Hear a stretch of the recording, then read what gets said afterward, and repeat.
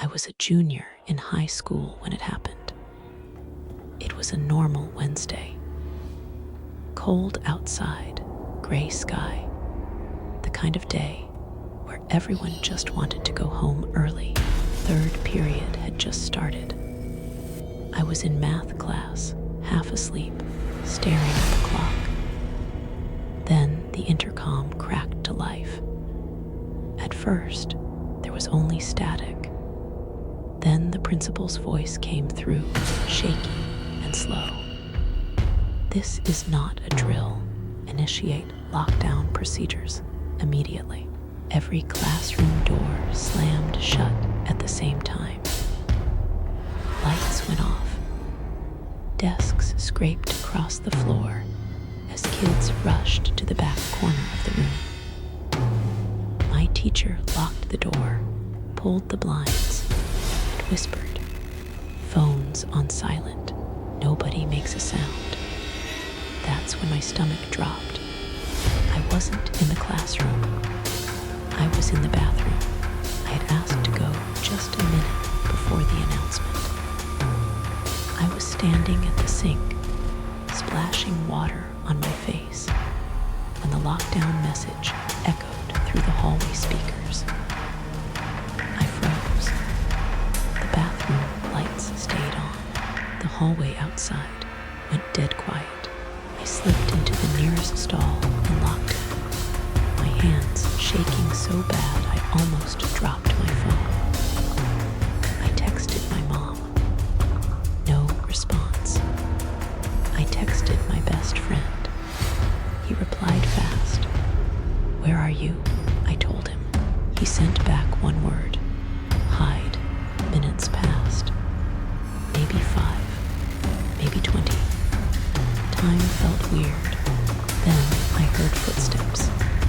Slow, careful, not rushed like a teacher, not heavy like security. They stopped right outside the bathroom. I held my breath. The door creaked open. Someone walked in.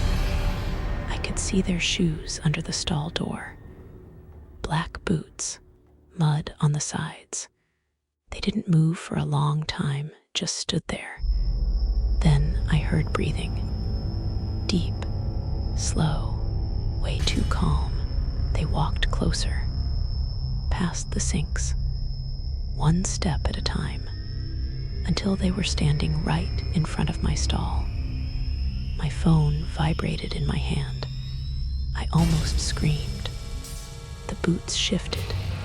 The person leaned down. And that's when I saw it. An eye. Someone was looking straight at me through the crack in the stall door. I covered my mouth to stop myself from making a sound. Tears streamed down my face. The eye blinked once. Then the person stood up and backed away. I heard the bathroom door close. A few seconds later, the intercom came back on. "All clear. Lockdown is over." I stayed in that stall for another 10 minutes before I could move. Later, we found out a former student had broken into the school with a knife. Teachers tackled him near the gym. They said he never made it to the classroom wing. But nobody could explain why muddy boot prints were found in the bathroom, or why the stall door I was hiding in had a long scratch mark running down the inside.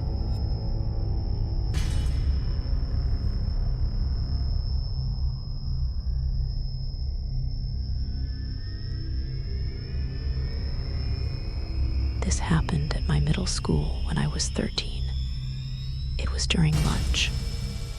Loud, crowded, kids yelling, trays clanging. Normal chaos.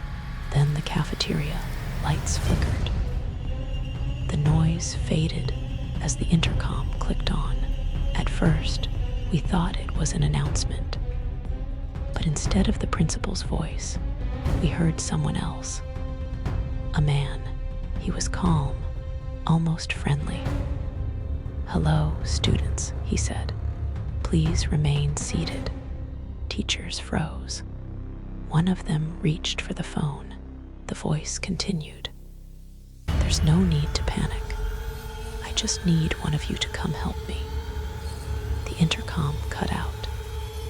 Then the real lockdown alarm blared. Teachers screamed for us to get under tables. Doors slammed. Kids cried. Someone threw up. We sat there in silence, hearts pounding. A few minutes later, the intercom came back on. Same voice. "I can see you," he said. I felt my blood turn cold. "I know you're scared," the man continued. "But if you stay quiet, nothing bad will happen." Some kids started sobbing. A teacher whispered prayers under her breath. Then the voice said something I'll never forget.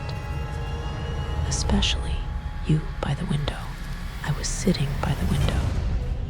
I slowly turned my head. Outside in the courtyard, a man stood staring straight at me. He was holding a walkie-talkie. He smiled and waved. Teachers dragged me down to the floor. Someone covered my eyes.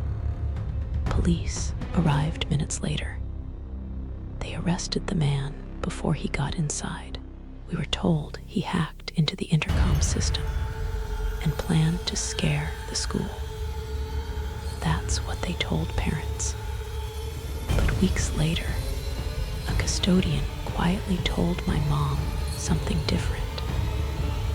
The man had a list in his pocket, a list of student names. Mine was circled.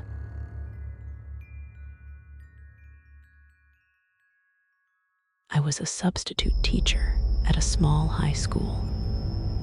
This was my first week on the job. I was covering a history class on the second floor. 15 kids, quiet group, easy day. Halfway through the lesson, the lockdown announcement came over the speakers. "Not unusual," they said later. Drills happened often.